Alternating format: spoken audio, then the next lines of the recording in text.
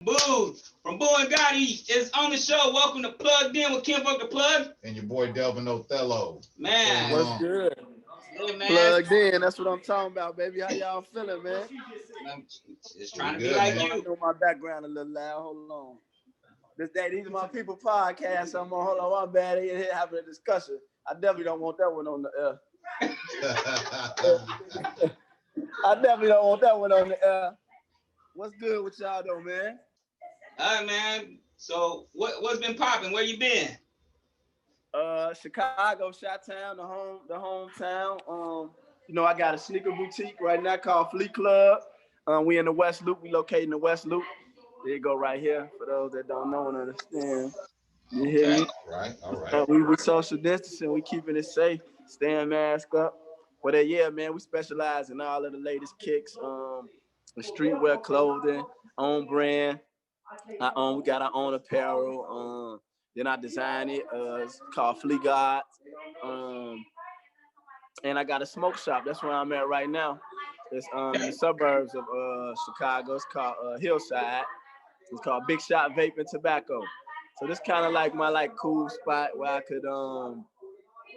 could control my own environment and don't have to go out to nobody club or the world ain't open. Well, Chicago, we ain't open like that now, so it ain't too much of that. But it's just a family vibe, and I've been messing around. Just started me a podcast for my Stowe Fleet Club. I named it after that because the brand has been taking off and doing good. And that's just what I've been doing, man. Staying out the way, bro. So is Chicago where it starts at for you, musically and everything? Is Chicago where it starts at for you musically? Yeah, Chi-Town, yeah. That's why I got discovered at. R. Kelly discovered me at 18.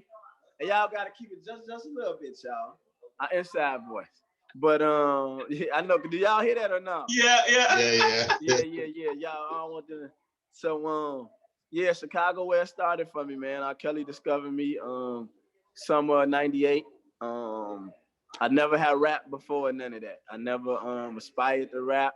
I was hooping, man. I had just this crazy love for basketball, like most people from Chicago do, and that's what I put all my time into, just on a daily. And one night, I was hanging out, one of my guys had just got a scholarship to Duke, Corey Maggette. He ended up going to the NBA and everything, and we were just out hanging out. Somebody had gave him his truck, and we just was like, young kids riding, hitting the town. We went downtown, went to this rock and roll McDonald's, and there was just a lot of people out there on a weekend night. And Kels happened to see me. Well, I saw a lot of people crowded around this car, and I was trying to think like, damn, like it was like a car show or something. I ain't know.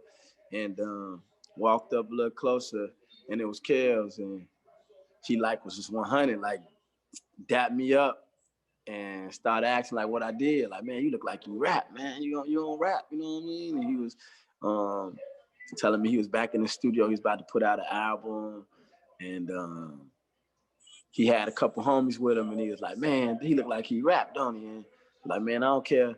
Long story short, he was just like, I don't care what you rap to me, man. If it's a song, And I rapped the song off of Mace album that I knew by heart, and he gave me his numbers, and we went to the studio same night. And then the next meeting we had, he gave me a pen and pad and told me, make this your best friend, right every day.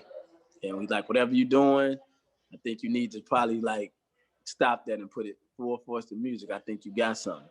And he wasn't saying that I was super lyrical or nothing like that, but he said I had a distinctive voice, and I was brave for even rapping for him like that on the spot. Back then it wasn't no YouTube, no kind of internet or nothing. Yeah, MySpace. We had MySpace. Yeah, that's about it. Yeah, we didn't even have it then, though. This is '98. We ain't even had that then. So that's where it started for me with music. And then once we got put on the album, and the videos came out, we made those placements on this album. Then we just opened up to the world and bumped into Birdman, and that's how the Cash Money situation happened. So how'd you meet Gotti? Oh, Gotti's from my neighborhood, and always had known him, and he had got locked up, but he got out, and I seen him one night, and he was selling the CD out the trunk. He was selling the CD out the trunk. And he's like, yeah, man, you know I'm rapping. And I'm like, yeah. I'm like, damn. I said, that's crazy. Me too. And he's like, yeah, like, what you got going? Who you? And I'm like, nah, you know, R. Kelly signed me. Like, damn, get the fuck out of it for real. I'm like, yeah. And he was like, you think he'll let you do something with me? Like get on, like, you know, where he could pay me for a feature or something like that, right? And I just felt like I just known him, and it was like, I can't really. And I didn't even understand how that game went at the time. Like, you can get money for a feature from somebody, you know, or whatever. Right. So I was just like, man, you know what? So he was like, man, you know, support me, buy the CD. I said, no, I'm gonna do one better for you. I'm gonna call you tomorrow. Just let me get it. So he gave me the CD, and I let Kel's cousin hear, which was his A&R at the time, my homie Blackie. And but I listened to it first, and I was like, you know, at that time, coming from Chicago, everybody had like the twister rap, like the fast flow. But I wasn't rapping like that. So when I heard Gotti, he wasn't on the fast flow neither. And I'm like, all right, this cool. I could actually, and I didn't, for some reason, I didn't want to be a solo artist. I like wanted to be, you know, with somebody. You know what I'm saying? Like, yeah. I'm just that type of person. I like sharing the stage. You see how y'all is? Like, yeah, I like that shit. You know what I'm saying? Right, and, right. And my man was like, before we listen to it, how good is it? I'm like, it's good. I'm like, man, I would rap with him. He like, for real? And I don't know what made Black take my advice as a shit, like as an A&R. And I ain't realized that's what I was being at the time. I ain't even realized that. And he was like, cool, get him on. So we listened to a few songs. Then he was like, yo, get him down here to the studio. And brought him down to the stew. Kels finally had met him. And he made a track, gave us a cassette tape, and we wrote to it. And Gotti went off and he wrote his, and I went somewhere else and wrote mine. And we rapped it, and we rapped it off paper. We didn't even record it. We just rapped it to him once we finished, like you know, like what y'all got? And he was like, damn, that sound kind of smooth. Y'all should be a group. You know what I'm saying? And then I told Gotti, we talked, and I was like, I know you're used to doing your own thing, so, you know, we really don't got to do it. And Gotti like, no, listen, man, come on, boo, let's be a group, man. And they was like, the process would go faster, too. Like, the recording process is easier, 2 people, you know what I'm saying, coming up with songs and ideas versus 1 person, 3 verses. You know, that's how music was formatted then, you know what I'm saying? So that's how me and Gotti got the rock. And we still rock. He just was at my house for Thanksgiving, but he live in Atlanta now. With all his family up there. So we still locked in. I mean, so what was the first song y'all recorded together? First song recorded together. Damn. Gotti. You asked me the best question anybody ever asked. Gotti. I don't even remember the first song.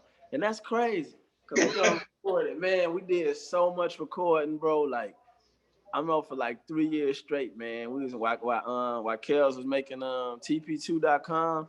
I'm talking about from beginning to end, every process. While he was doing that, we was working on our album too. You know what I'm saying? And wait, are we talking about the Perfect Timing album or something different? Not even at this time. Our shit was untitled. We was just working, but we were slated to come out through. You know, Kels at the time, he had a record label. It was called Rockland Records. It was through Interscope. So was just after Fiesta dropped, after we was on I Wish Remix and Fiesta, and then we had like this crazy buzz, like some few bidding wars with a bunch of labels and everything, because the word got out that we wasn't actually signed at the time that we did Fiesta. We wasn't on no paperwork, you know what I mean? Right. But so Fiesta actually got us our deal. You dig what I'm saying? So we never had an album title yet at the time. We were just making the music and waiting on the actual date. But man, we recorded so much. I don't remember the first song, but I remember we had this one joint that they loved, man. And I remember the first day it got mixed and mastered. Me and Gotti like, this gonna be our single right here. Damn, they mixing and they mastering the song. It was called shit, man. Why can't I done smoked too much, man. I ain't remember the name of that joint, man. Cause you gotta realize. Is it out? Huh? Is that song out that you talking about? I never got released. And then once we got with Cash Money, we had a song with Kels called Dear Ghetto, and Cash Money bought that song from Kels, and we kept that. All the other stuff we kind of just scratched it because now once getting like with Manny Fresh, and we was one of the first to get with Cash Money to have outside production. So we had some Manny Fresh beats, Jazzy Faye, Kanye West. Yes, hitters. I told you, I was like, I listened to that. I was like, it's not hard. Yeah, so we started because Kels was producing majority of our tracks when we was under him, you know what I'm saying? And we had a few from like Track Masters. So now we kind of scratched a lot of that. But and Irv Gotti produced joints for us too. So now our rap style was a little bit more our rap style was getting more different, more of a hip hop sound. Because with Kels, it was still almost like that kind of bad boy sound, R&B with a rap to it. Yeah. You know what I'm saying? Yeah, but I like that more kind like of that. And then once we got, with Cash Money, we started getting a lot more like the format hip hop, just some beats when it come right on, don't gotta have a hook. You can start with your verse right as soon as it drop, and and then like with Manny was always super dope with he was always dope with just song concept and the beat he had. He cooked up in front of you right there. Kanye the same. Kanye never sent the beat. Like we actually went to New York and got the studio time, and Ye came like every day and really was just, man. He probably the only person that at my time writing was a big thing. So like you ain't want to take nobody ideas and they telling you, yeah, I wrote that for him. But Ye was the only one probably gave me about my first 8 bars. I couldn't change them. I'm like, damn, nigga, you know what I'm saying? It just and he knew that I was a bit. He's such a genius. He knew I was a bit like uncomfortable with taking it, and he like, look, man, and I hate to say this, but this is just the truth of what he told me. He said, look, man, I done gave Jay-Z lines. Mommy and Knock Electric, always dozing on hold. Wow, that's me. So if Jay could say it, if Michael Jackson could say shit from other people, nigga, how can't you? And I'm like, you damn right, you right. You know what? All right, cool. You did. Where was Kanye at in his career at this time? Yeah. Where Ye was at in his career, no College Dropout was out yet, but he was at that hungry stage where he had just signed with The Rock. So he probably been with The Rock probably around this time about a good year or something. So he was at that hungry stage like, man, hear me rap. And one thing I'm always saying, I don't mean to throw my dog Gotti under the bus, but him and his engineer, Kanye, did 3 beats for us. And he did this one song when he put a verse on it. And they was like, man, you think we should keep it? And I said, keep him on there. And they took it off. And to this day, I hate that happened because he ended up being, you know what I'm saying? And I saw that in him. Like first, like, hell yeah, he should stay on it. Why not?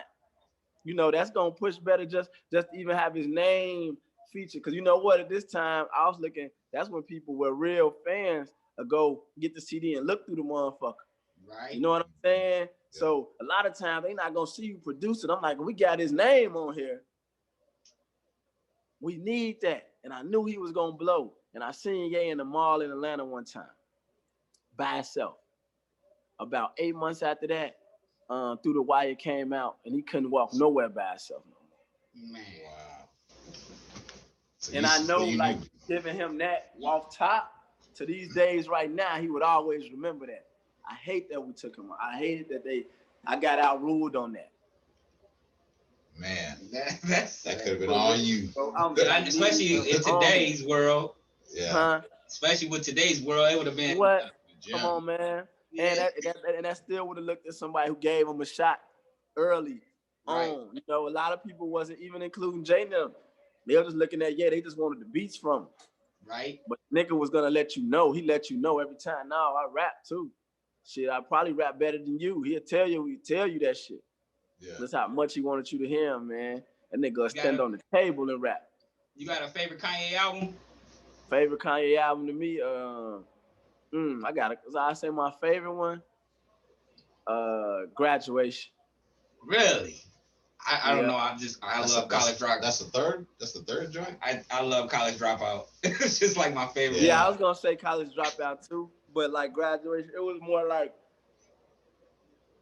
That cause it was like, then they got a few I like, man. I like True, 808. I ain't true. gonna lie, I like 808s and Heartbreak. I like I felt like I was the only person that liked that album because it was different.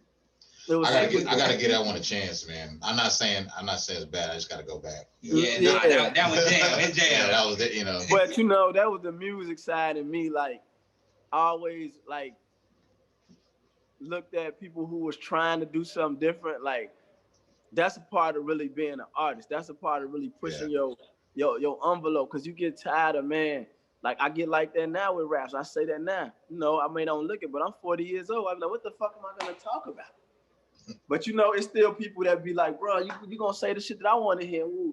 But I feel so burnt out because I done, you gotta think of all the raps that didn't even make it. Like, Yeah. you know what I'm saying? The album be just the 15 joints that you did out of that you done picked out of 300 songs, man. Wow. So y'all still have a whole catalog of music. Hell yeah, bro. If you saw my laptop right now, I got shit just that. And I still do shit now, like when I get the bug to just, I call it like going in the gym and just getting up shots.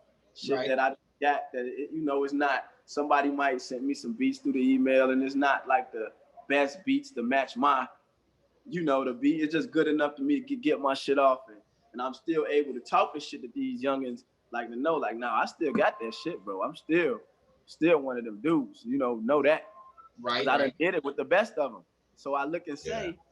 what's my proof? So you say now, okay, I've been on joints with Weezy, Jay, Kales, Jermaine Dupri, Ja Rule, Jeezy, Gucci, Currency, you name it. So you say now, okay, cool. Now, so I will want the platform of the podcast for people to go stream, other stuff. And it's like, well, who do I work with now? I would like to work with like the Lil Babies and the, Right. Right. Yeah. but I have to know, do it match though, sonically. How would I sound on a record with? You know what I'm saying? Right. And that's that right there is my test to see, what I could do. And I mean, I feel that, especially with because you was on So Icy, right? yeah.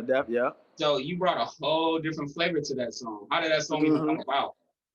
Oh, man, one day Jeezy just called me to come to the studio, and Jeezy was just getting his deal. He had his deal with Def Jam and Bad Boy.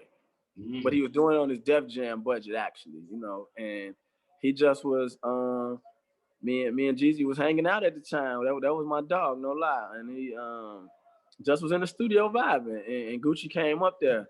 They didn't know each other though, like that, like no friendship, no relationship. They didn't have a relationship and nothing like that. And Gucci was more so like introducing himself. And Gucci had a song, a remix that was kind of getting some buzz on the radio called Black Tea. And Gucci was like, hey man, if you don't work with me, man, at least hit my Gucci he was very humble and giving Jeezy his props and everything. Like, bro, you finna blow, you about to take off, bro. You got the streets. And he was like, man, if we don't ever work, at least give my producer a listen. He had Zaytoven with him at the time. Like, we'll check him out. And we just kept on vibing out. And then Gucci was he was rapping. He had a few acapella rhymes that he was rapping. And he was a character like from day one, like had that personality, had everybody laughing, and he was just a real one. And he like, man, I got this song, and he was saying the hook, and we like, well, we need somebody to sing that.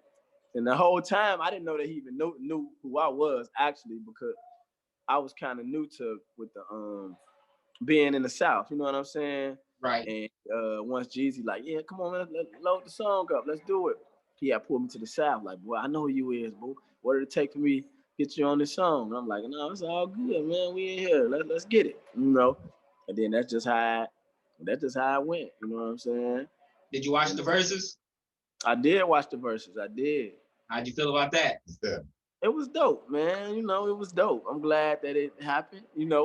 I wish that all them years, man, I wish that song that shit went a bit better, where we could have really maximized it, and because it put me in a tough spot with them it put me in a tough slot. Just like, I knew Gucci through Jeezy, and it's like, you know, I didn't want to pick a side and no nothing like that, and Right. and you know what I'm saying? It was just funny for a lot of people that had relationships with them. They were just Right. it was just funny, like, you know, like say y'all got an issue with some dudes and you ain't really rocking with them, but it ain't my issue, and it's like, damn, I want to get money with both y'all though. How can I do that? Or be able to utilize, if I fuck with you, then I can't rock. You know, that was just the weirdest spot with that. That was the weirdest place to be. But I'm glad it's all out, and that show you, man, we better together than apart. Yeah, man. I mean, And well, it was like 100 million people that watched it or something like that. yeah, and you know what's crazy? I say if I knew what that song was gonna be, because none of us knew it was gonna be. We just thought, like I say, we was just in the studio vibing. If I knew like where it would be now, or I would have rapped on it a total different way too. Yeah. You know what I'm It's saying? because it's still a big song. It still gets played. Yeah, it still get played, but I would have dumbed my shit down a little more. You know what I'm saying? Right. Oh yeah, I see. I was on that motherfucker really, really rapping, which we all was.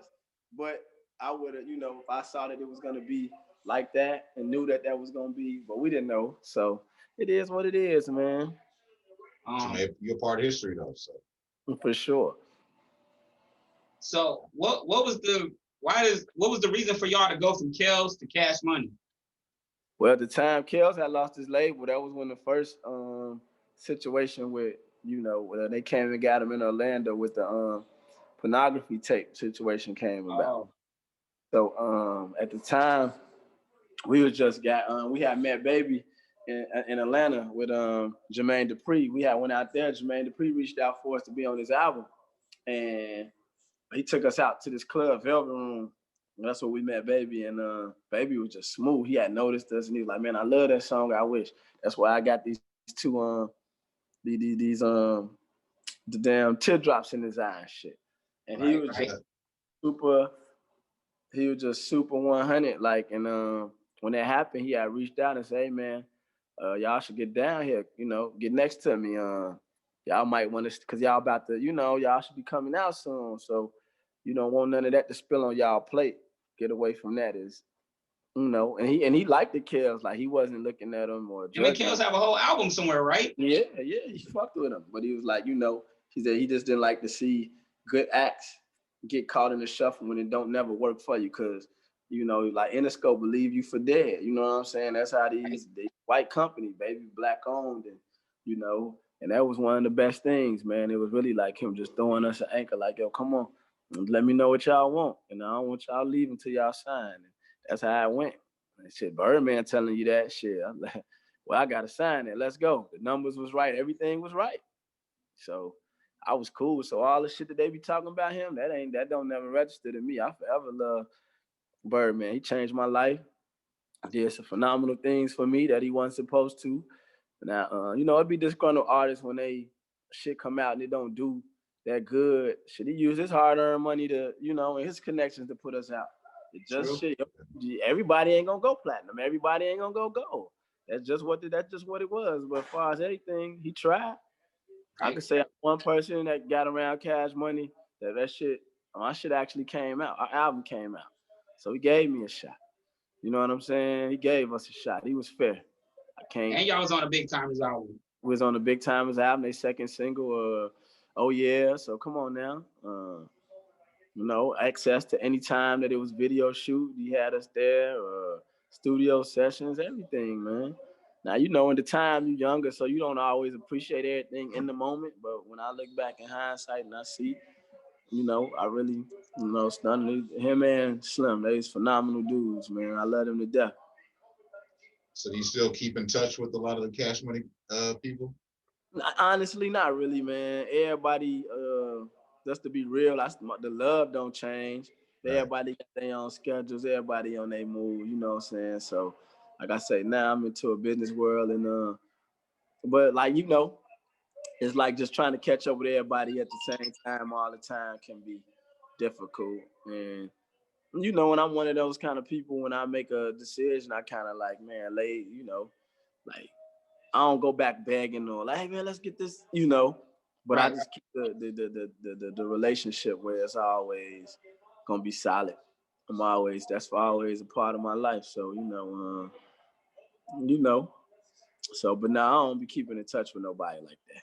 But I mean, even after the group, you did a solo deal, right? Yeah, with Young Money. So how did that go? But with me and Wayne, we never did paperwork or nothing. We were just such brotherly and so tight. I never actually signed on paper or none of that.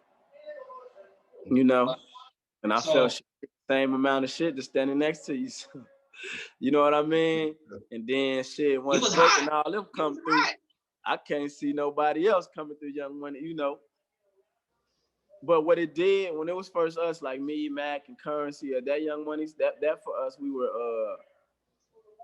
were. I think it got younger, like a little bit more mainstream, and it worked.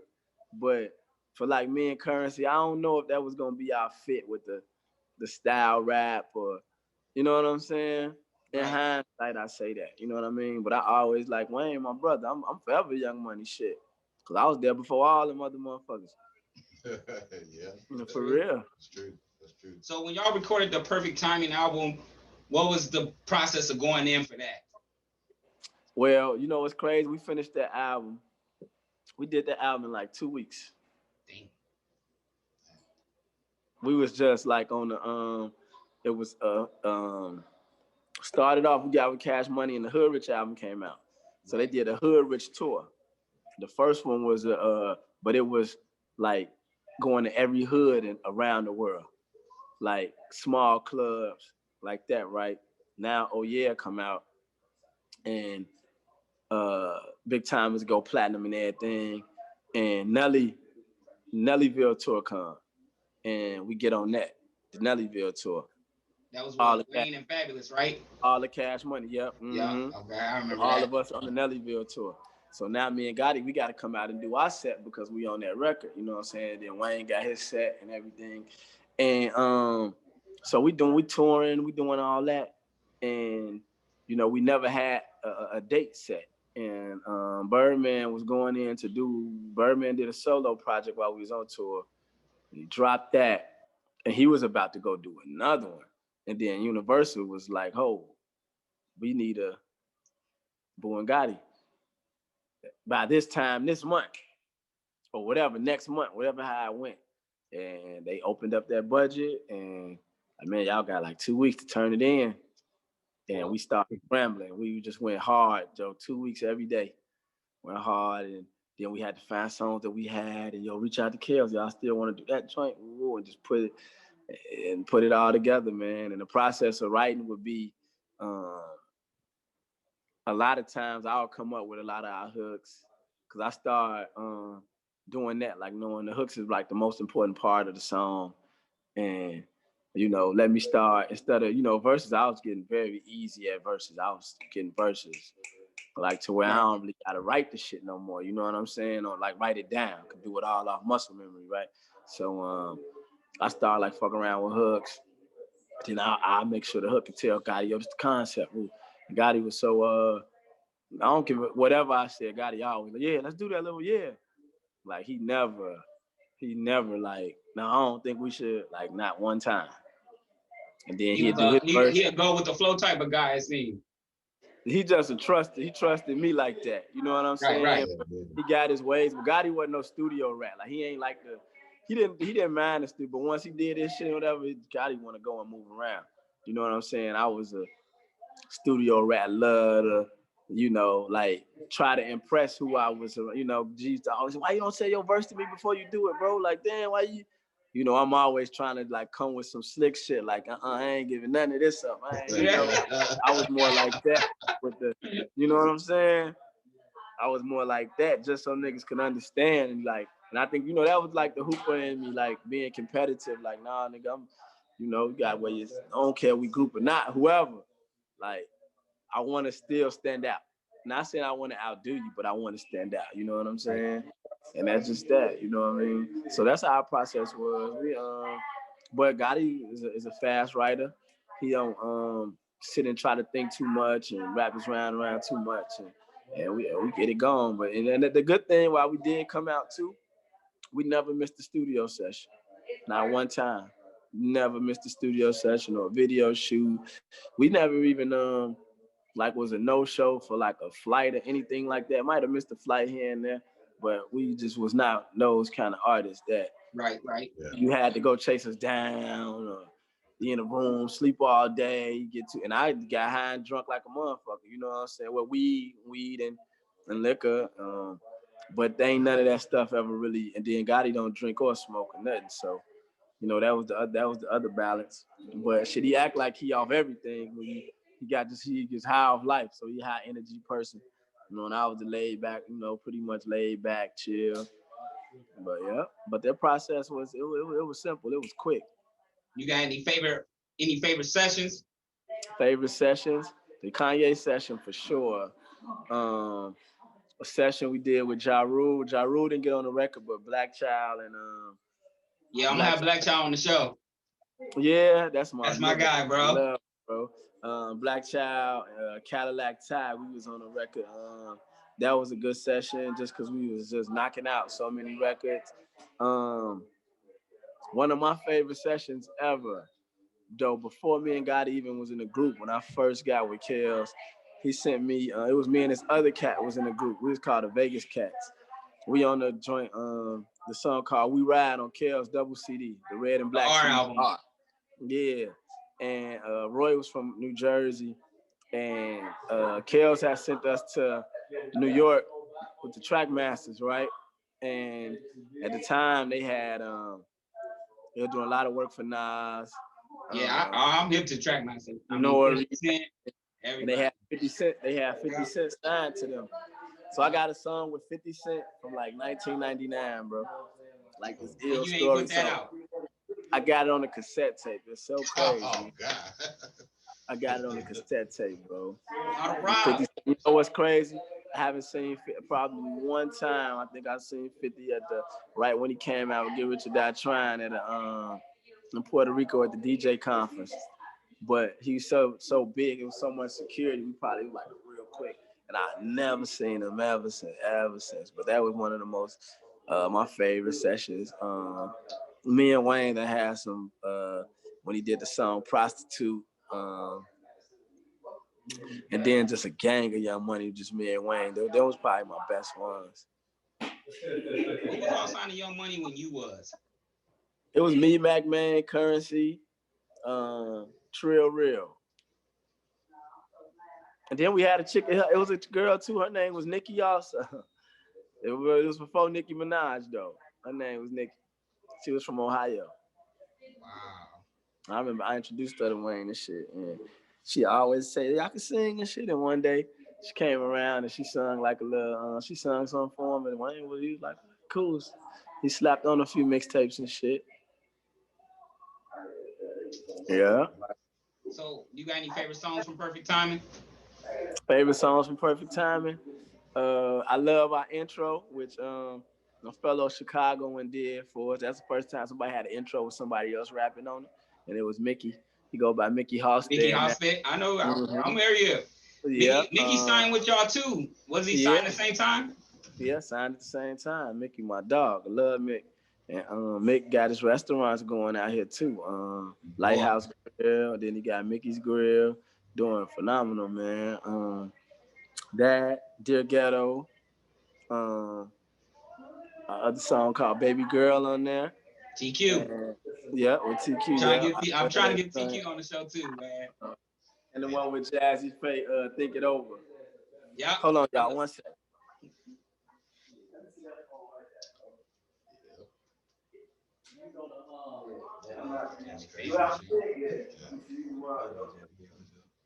Yep, it's on then. Jazzy Faye had so many hits. It's started how many hits.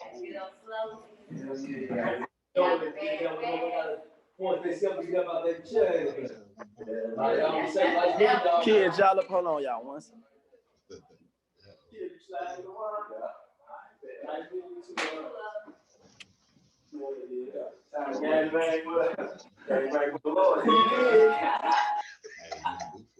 I'm in the booth with it. Yeah, my bad, y'all. No, it's good. Good, man. Mm-hmm. But yeah, Baby Girl, yep, that's my that was my favorite. Baby Girl, Dear Ghetto. I don't know why y'all didn't use that as a single. That was supposed to be our second one after Ain't a Man, man. Yeah, That was supposed to be it, that was man. my song. That was my joint. That was the joint there, man. Was TQ signed that time over there too? Yeah, TQ was how he had a his album was supposed to come out too at the time. TQ was up, man. And you know what? Be crazy time and be something, man. Like I think TQ just didn't have to, cause Kelly wrote him a song too.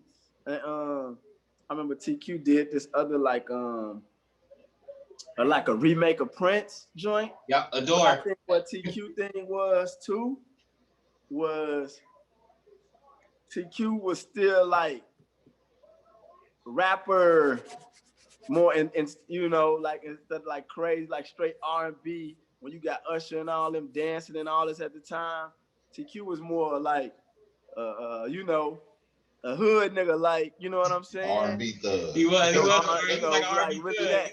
Compton Really and that. shit. Yeah. And I don't think like it just, you know, just didn't connect or he didn't, you know, just that right production that he needed. You know what I'm saying? Because his cousins was the twins with Jagged Edge. Those his cousins and everything. Yeah, And you got bangers with them. So and you see how they vibe is though. You see, but they got them joints, but you know they all, you know, they the do rags. They ain't finna be on no pretty boy shit. You know what I'm saying? But they are like, you know, like TQ was a pretty boy, but he just, you know, didn't get into that R&B thing, and just kind of looking at R&B coming from Cash Money was kind of, you know, was kind of different. But he was slated to come out though. It just, you know, I think even the time when TQ single and our single came about, it was like the fourth quarter, and that was, you know, at the fourth quarter is kind of like when the new year about to come in, and and like they cleaning out, so you don't got that much time to promote and push and get yourself there. So you know that's probably not the best time to come out, and that's just on the business side. And you know that's what we learned. You know, it's the time and when you come out. right. And I What was came his over. first? You talking about? I think his first single was Way of Life. Yeah. Yeah, well, Bird and Wayne. And Wayne on it. Yeah. Yeah. So first big check. What Well, was the first thing? that was actually Wayne's single right there. Oh, it was? 500 Degrees. Oh yeah. I can't remember. Baby, I'm That's so stunner. cool. I Yeah, ain't gonna change I it. remember he had a song, his Don't single, you know? and Yeah, they yeah, premiered it on 106, and it was like he sounded like R. Yeah. Kelly, and I was like, man, that's messed up. They premiered it the day that I cannot think of the name of that song. they premiered it the day that art video premiered too. On 106. On Ain't It Man? Yeah. Yeah. I can't remember the name of the song. Mm-hmm. I do remember that song. I can remember how the song go. I just can't remember. I can remember how the song goes. Keep it on the low. Keep it on the low. Oh, Yeah. damn, that's what it was called. Keep it on the low. Yeah, that was good. I'm a big fan of TQ, so Yeah, now TQ dope. Great person too. That's my dog. first big check. What was the first thing you bought? A Benz truck. Word. Yeah. Before the ink dried on the check. He was already ready. You already knew what you wanted. Yeah. I dropped it.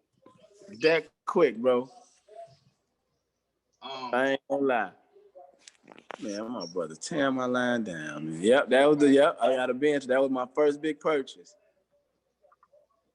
So you got any new music dropping? Not at the moment that's new, but I do got on my podcast my intro song. My intro song that's gonna be that's gonna spark me up to get it all going. You know what I'm saying? Are you and Gotti putting anything together? Oh no, we always get asked that too. If we catch that vibe, and it's just right in the right thing mix, yeah, I think we could do something. I just got to get back in rap mode like that. You know what I'm saying? How many records y'all got R. Kelly on and they ain't out yet? Probably about fifth. Hold on. Yeah, Donald. Yeah, this is my other phone. I was doing this interview on my other phone. I appreciate you calling me back, man. What's happening? I love it. I love it. I love especially when Noriega do it. Noriega do it.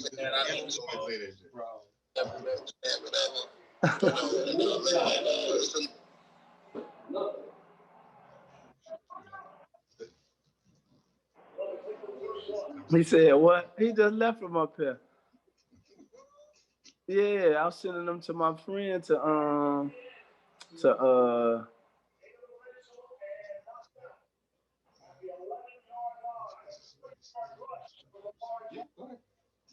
yeah, he just left. I got him going to pick up my man car for a tow thing right now. Yeah, but answer the phone in 2 seconds, Don. Oh, that's because he said we had him waiting yesterday to go to, and my phone died. Yeah.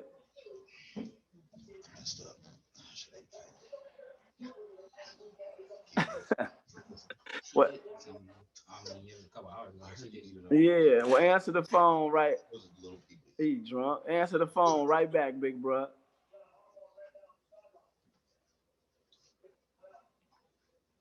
Yeah, he's something else, man.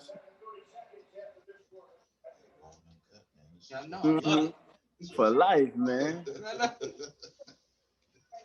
All right.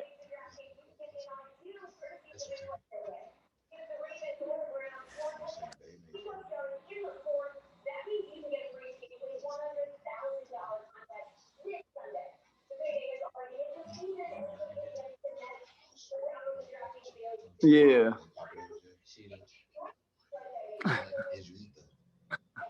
It was nasty. I told you I wasn't happy. He crazy. Yeah. And this for life. And this for life. Answer the phone right back, Donald. I'm finna finish this up. I love me some papa. I love seafood. Okay. Huh? It's still on either. My bad, y'all. No, bro, it's fine. Oh, you good, man? Hey, we chilling. Hey, man. we chilling. Hey, bro, that's why you plugged in, because we chilling right now. We don't even care. For sure. So, any of these Kel songs gonna ever come out? Probably not. Those he actually, like, we recorded them like on his budget and his time, so he got the rights to all of that shit. And you know, who knows where all that music is. But I know he got it in a safe place because he got some pretty good engineers and stuff. And I don't know if he able to release some music. That's definitely should be stuff that he should be pulling out the vault. But one thing about artists, a lot of the time, do we try to stay with the new and try to kind of get away from, because a lot of people be like, ask me that too about, you know, with me and Gotti and shit. And I be like, sometimes, like, you know, you got to be with the current times. You know, I really trying to get caught at what I'm doing now. You know, like when you see Lil Baby say, my biggest fear is what I used to be like. But I know it's people who do still. Like Earth, Wind, and Fire, all these people go out and still tour and still do shit. So I get that. You know what I mean? But I think my spirit is just a lot younger with the new, with what's going on now, from, you know, having the shoe store and stuff, and just that energy was like, what's popping now? Like, what you got now? You know what I mean? Right. So I get caught in that, you know. And then I'm from a tough city, Chicago, man. They eat you up and spit you out here, man. So, you know, you gotta kind of be about what's, you know, with the new. And especially these youngsters, some of these little young niggas won't even know me, man. Best piece of you know, a lot of young people, they don't look at history and trying to keep up with history or nothing. Nah. Yeah. So with you say you got a shoe company and a smoke shop? Yeah. So what do you see in the next 5 years with that? Like how's that looking? To definitely expand to another city, if it maybe be like Wisconsin or Atlanta or Texas, like Houston or something like that, or Dallas. Hey, you come down here? Yeah. Let us know. We'll find you a spot. Yeah. We'll find you a spot. Yeah. There's a bunch of spots. The next 5 years, man, I'm looking to definitely franchise and just be more global, man.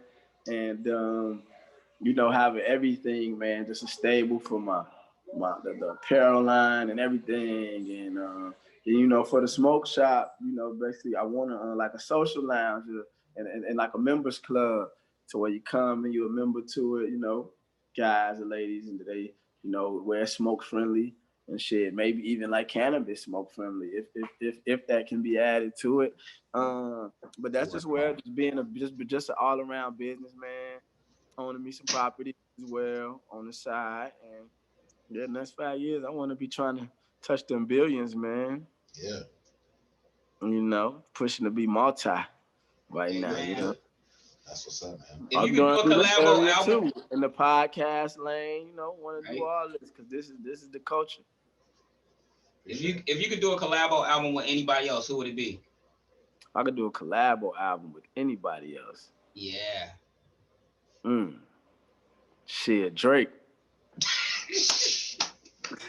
Yeah. You met Drake yet? I know that motherfucker's gonna go through the roof. I know it's gonna win. He can't. And that's on the rap. Have you met Drake? Yeah, I met Drake. Yeah, it's met him the first time. The first day he met Wayne, I met him, man. And then just we're not as buddy, but it's a great respect when I go to. He leave tickets to the shows and shit because a lot of people that like CJ, one of his main road managers and stuff. He used to do a lot of that for us, so still locked in. You know what I'm saying? My little bro Capo, he actually works with OVO at their store, and he's so super tight with Drake and Nico and them. So he keep my name good around there. And when they come to the city, I slide on them. Yep. That's dope. Well, I know you got a lot of stuff That's to a do. good question, man. Y'all got some dope questions. Y'all got some I ain't never even thought about. Man, I tried to. Hey, that's what we trying to do, bro. Yeah, that's dope, though. No, that's dope. Fuck. But I know you gotta get up out of here. We're gonna let you get going. I'm gonna need you to do a drop. Say, this Boo from Boo Gotti, and I'm on plugged in with Kinfolk The Plug and Delvan Othello. Delvan Othello. Delvan Othello. Delvan Othello, plugged in with the plug. Hey, you already know this Boo, one half of Boo and Gotti, and I'm plugged in right now with Kinfolk and Delvan Othello. You did. Thank you. Appreciate that. Man, y'all have a good holiday, man. It's all love. It'll be nice to do this twice. You feel me? Oh yeah, for sure, man. We really appreciate your time. Yeah, we appreciate your time, man. So thank you again. I'm gonna hit you up. Okay, anytime, brothers. Y'all. All right. Thanks, bro. Go check your store out too in Chicago. Yes, sir. Anytime. Or when I come to Texas, where y'all in Dallas? Yeah, we're in Dallas Fort Worth area. Oh, for Same sure. Yeah. For sure. All right, brother, y'all stay up, man. All right, for sure. What's up? Are we rolling? Huh? Still going? Where you going? Oh yeah. All right. Yo, so let me let y'all know we got a lot of special guests coming to the show, gonna be on the show. We have a lot of music gonna get released on the show. We're going Saturday to do Michael Blackston. We have DT from G Unit. I got on the schedule our first adult film star, former adult film star. We have rock stars coming on, actors, more actors. So we're trying to push the show to be really big. You know what I'm saying? I want Drink Champ numbers, but I want Howard Stern money. So at the end of the day, I want to thank our executive producer. Yes. My co-host. Delvan Othello in the building again. Make sure y'all thank Amelia over there. Yes. Y'all need some help. Come Dark Phoenix so she can help y'all get whatever y'all need off the ground, podcast, music, whatever. This podcast thing is a lot of work. I didn't realize that coming into this. I thought you just sit your ass down and sit here and talk, but no, you actually got to come up with stuff. You got to. It's dope, but I'm loving y'all are growing with us. So yeah, I just freestyled that whole interview. Yeah, because he answered all the questions I was gonna ask. Like he was just like it was messed up. I was gonna be like, man, why you answer that? I was gonna ask you. I noticed that sometimes with certain artists, you'll ask them a question and you got a leading question, and then they'll just lead into it. So you're just like. Oh, all right. Well, thank you. You just segue into my next question. Yeah. So. I mean, we just did a dope interview with Boo from Boo Gotti. That's that was number 4 already, right? That's 4 or 5. What is that? Yeah, 4. it's already 4. Yeah, it's 4. I mean, we're trying to do 6 a season. I mean, and we got so much on the table. I mean, I'm talking to a lot of people right now. Like I said, major, local, whatever. But we're gonna make it pop, and we want to thank y'all for tuning in. First episode coming real soon. Yeah. They gonna think you're really obsessed with Stewie from Family Guy because the last 2 shirts. Hey, don't be hating on Stu. No. That's my dog. You know what I'm saying? That's my dog. Deuces. Deuces, y'all. We'll see y'all next time.